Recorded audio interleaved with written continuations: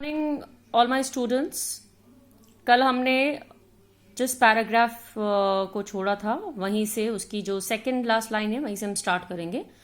और मैंने यहाँ पर कुछ लेक्सिकल आइटम्स यानी वोकैबलरी भी लिखी है। बीच बीच में जब वो शब्द आएंगे जो लेक्सिकल्स आएगा उसको मैं आपको अच्छी तरह से एक्सप्लेन करूंगी and then you also pen down in your copies. अपनी अपनी कॉपीज में भी आप वो लिख लिएगा और समय समय पर उनको याद कीजिएगा। अब देखिए क्या कहता है king. It was impossible for one man to decide correctly the right time for every action. किसी भी मैन के लिए बहुत ही इम्पॉसिबल सा टास्क है, बिल्कुल ही नहीं हो सकता कि किसी भी एक्शन को शुरू करने का सही समय पता हो। But that he should have a council of wise man. Look at the word council. I have also written council क्या होती है यहाँ पर? परिषद। देखिए प्लीज रिमेंबर COUNCIL जो काउंसिल होता है वो परिषद होती है और जो COUNSEL होता है वो काउंसिल होती है। उसका मतलब होता है परामर्श। दैट वन जो S से होता है वो एक वर्ब है और ये जो COUNCIL है जो अभी हम यहाँ पढ़ रहे हैं that is a noun. Please remember students and it is going to be very much importance क्योंकि बाद में जब हम 10th क्लास में आते हैं 9th क्लास में आते हैं तो ये सब चीज़ें इंपॉर्टेंट होती है और हमें मालूम होनी चाहिए। तो अभी आप अपना बेस अच्छा करेंगे तो ये आपके लिए अच्छा रहेगा। Continuing it, but that he should have a counsel of wise man who would help him to fix the proper time for everything. उनके पास एक ऐसा परिषद होनी चाहिए जिसमें सभी बुद्धिमान लोग हों who would help him to fix the proper time for everything। और वो लोग ये हेल्प करेंगे, उनकी ये सहायता करेंगे कि वो हर चीज़ के लिए एक निश्चित समय तय कर देंगे कि ये सही समय है किसी भी काम को शुरू करने का। But then again others said there were some things which could not wait to be laid before a council। अब दूसरे लोग ये कहते हैं राजा से कि ऐसी बहुत सारी चीजें हैं जो हर समय हर वक्त पर काउंसिल के सामने परिषद के सामने नहीं रखी जा सकती है, वो बहुत इंपॉर्टेंट होता है, उनके ऊपर चर्चा करना बहुत जरूरी होता है। तो बार बार इतना टाइम नहीं होता कि काउंसिल के पास उसको लेके जाया जाए। But about which one had at once to decide whether to undertake them or not। ये तो आपको पल भर में ही मालूम करना पड़ता है कि इस काम को लिया जाए या नहीं लिया जाए। काउंसिल के पास जाने का हमारे पास समय नहीं होता। But in order to decide that, one must know beforehand what was going to happen। और इसके लिए हमें ये भी पहले से मालूम होना चाहिए कि what was going to happen क्या होने वाला है। It is only magicians who know that। ये तो सिर्फ जादूगर मैजिशियंस ही जानते हैं। बिफोर हैंड का मतलब पहले से ही। I have written this word. Magician कौन होते हैं? जादूगर। तो वो तो जादूगर ही जान सकते हैं कि पहले क्या होने वाला है और क्या नहीं होने वाला। And therefore in order to know the right time for every action one must consult magicians.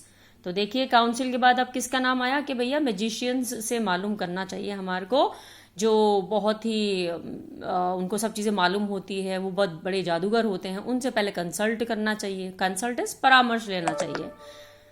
Okay अब क्या होता है? Equally various were the answers to the second question. अब इस सेकंड क्वेश्चन के लिए भी जो आंसर्स मिल रहे थे वो बहुत ही भिन्न भिन्न थे, वेरियस थे। Some said the people the king most decided, some said the people the king most needed were his counsellors. सब किसी ने कहा कि काउंसलर्स की बहुत आवश्यकता है। जितने भी परामर्शदाता हैं जो कि उसमें रहते हैं काउंसिल में तो वो बहुत इंपॉर्टेंट है परामर्श देने के लिए। तो परामर्श वाले होने चाहिए जो परामर्श दे सके। अदर्स द प्रीस्ट, किसी ने ये कहा कि भाई प्रीस्ट की जरूरत होती है, साधु संतों की जरूरत होती है। अदर्स द डॉक्टर्स, किसी ने ये कहा कि डॉक्टर्स की जरूरत होती है। While some said the warriors were the most necessary. और एक ने ये कहा कि सबसे ज्यादा इंपॉर्टेंट होते हैं warriors. Warriors I have written here, इसका मतलब क्या होता है? योद्धा। किसी ने ये कहा जो सबसे ज्यादा जरूरी है वो कौन है? That is the warriors. To the third question as to what was the most important occupation, जो तीसरा प्रश्न था वो ये था कि सबसे इंपॉर्टेंट ऑक्यूपेशन कार्य, सबसे महत्वपूर्ण कार्य क्या है? Some replied that the most important thing in the world was science। किसी ने कहा सबसे जरूरी कार्य जो कि इस पूरे संसार में है वो है साइंस, विज्ञान। Others said it was skill in warfare।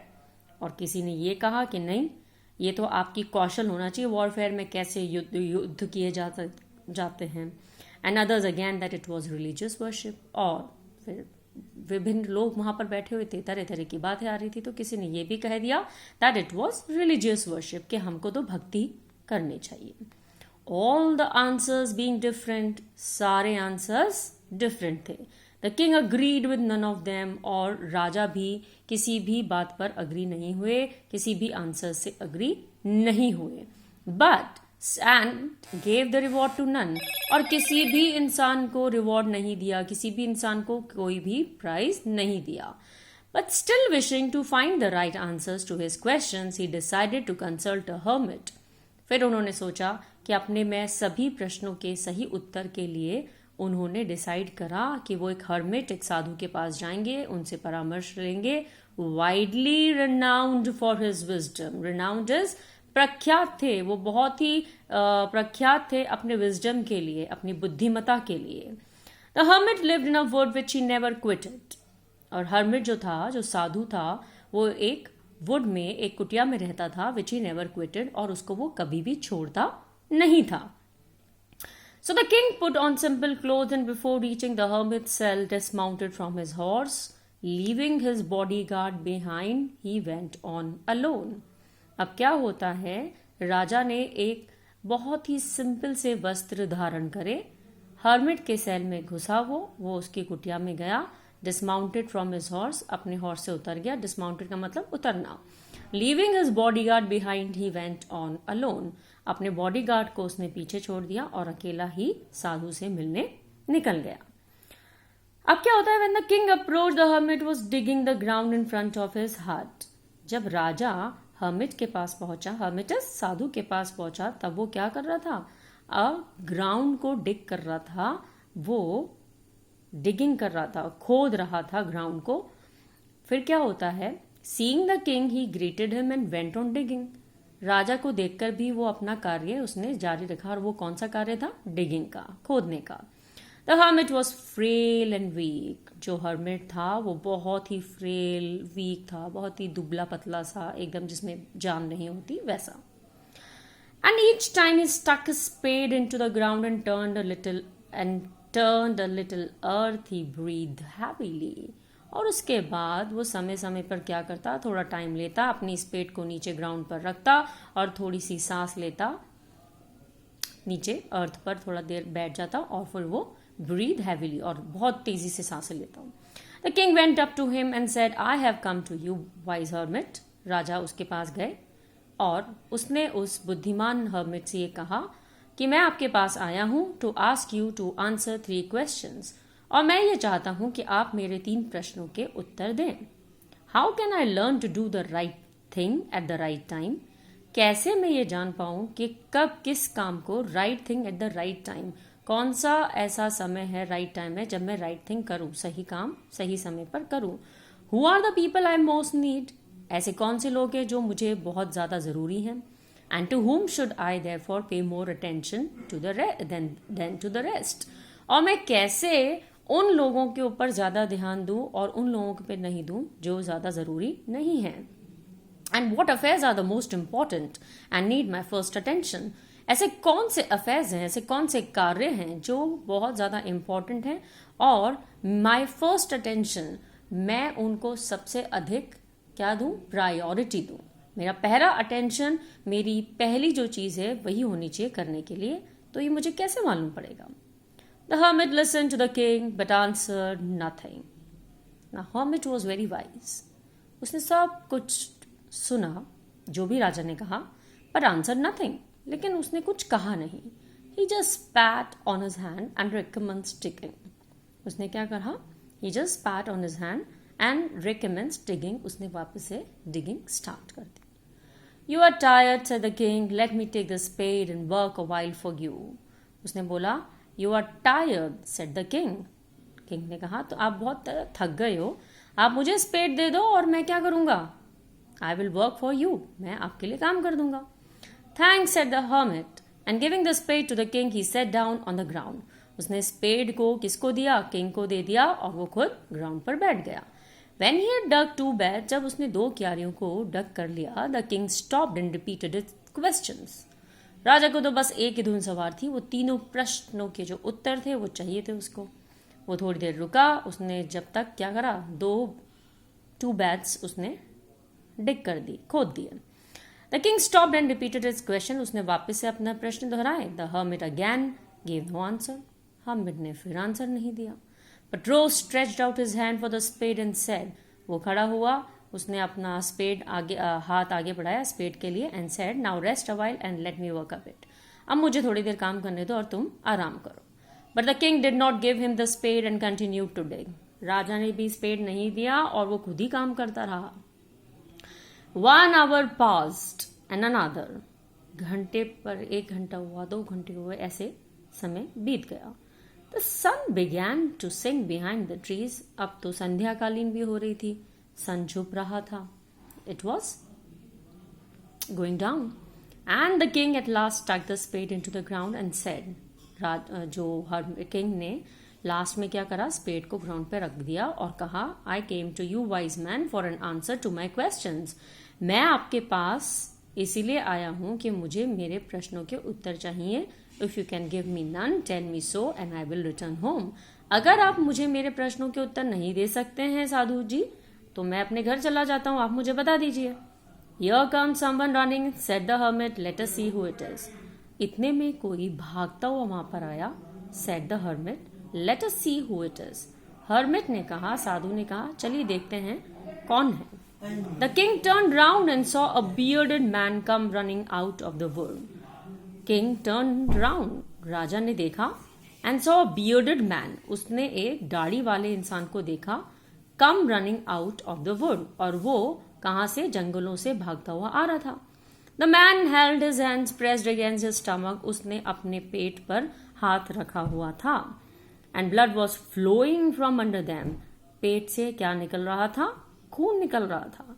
He fell fainting on the ground, moaning feebly.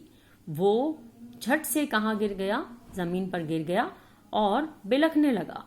The king and the hermit unfastened the man's clothing. उसने जल्दी से क्या करे, राजा ने और जो hermit था, साधु था, उसने उनके कपड़े खोले. Unfasten, कपड़ों को खोला. There was a large wound in his stomach. उसके स्टमक में बहुत बड़ा सा वूंड था, घाव था. The king washed it as best he could and bandaged it with his handkerchief. राजा ने उसने क्या करा, उसको वॉश करा as best as he could, जितना वो कर सकता था, and bandaged it with his handkerchief. अपना रुमाल निकाल करके उसने घाव को बांध दिया. And with the towel the hermit had. And with the towel that the hermit had. और एक टावल था उनके पास, उसने उसको भी लगा दिया. But the blood would not stop flowing. लेकिन खून तो फिर भी बहता रहा, वो रुका ही नहीं. And the king again and again removed the bandage soaked with warm blood and washed and rebandaged the wound. ऐसा कई बार चलता रहा. राजा ने वापस उसको वॉश करा जो ब्लडेड था, हैंकरचीफ एंड टॉवल, फिर उसको धोया, फिर वूंड पर लगाया. When at last the blood ceased flowing, और जैसे ही ब्लड आना बंद हुआ, it ceased flowing, the man revived and asked for something to drink. उसने जो जिस मैन के लगी थी, जो घायल अवस्था में वहां पहुंचा था, उसको थोड़ा सा होश आया और उसने पीने के लिए कुछ मांगा. The king brought fresh water and gave it to him. राजा वहां से पानी लेकर के आया और उसको पानी पीने के लिए दिया. Meanwhile the sun had set and it had become cool. सन भी सेट हो चुका था और अब थोड़ी ठंडक हो चुकी थी. So the king with the hermit's help carried the wounded man into the hut and laid him on the bed. So the king with the hermit's help, राजा ने साधु की सहायता से उस wounded man को अपने हट पर ले गया और उसको बेड पर सुला दिया. Lying on the bed, the man closed his eyes and was quiet. Bed पे लेटते ही जो आदमी था, जो wounded था, उसने अपनी आंखें बंद करी और वो बिल्कुल शांत हो गया. But the king was so tired from his walk and from the work he had done that he crouched down on the threshold. राजा बहुत ज्यादा थकान हो चुकी थी क्योंकि वो बहुत बड़ी लंबी यात्रा करके आया था, काम भी करा था उसने, स्पेड से क्यारियां खोदी थी. He had done that, he crouched down on the threshold, और वो तो थ्रेशहोल्ड पर ही, दहलीज पर ही लेट गया. And also fell asleep, और सो गया. so soundly that he slept all through the short summer night. पूरी नाइट वो सोता रहा. When he awoke in the morning, जब वो सुबह उठा, फिर क्या हुआ? When he awoke in the morning, it was long before he could remember where he was. उसको लगा कि वो कहाँ पर है.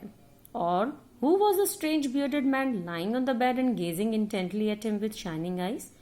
और वो ये भी भूल गया था ये कौन सा स्ट्रेंज बियर्डेड मैन है, दाढ़ी वाला मनुष्य है जो मुझे देखे जा रहा है, घूरे जा रहा है विद हिज शाइनिंग आईज. उसकी आंखें चमक रही थी. Forgive me said the bearded man in a week voice. वो जो घायल अवस्था में जो मनुष्य था उसने राजा से कहा कि हे राजा मुझे माफ कर दो. Forgive me in a week voice. When he saw that the king was awake and was looking at him, I do not know you and have nothing to forgive you for, said the king. राजा ने कहा मैं तुम्हें जानता ही नहीं हूँ तो प्रश्न ही नहीं उठता कि मैं तुम्हारे को फॉरगिव करूँ या नहीं करूँ.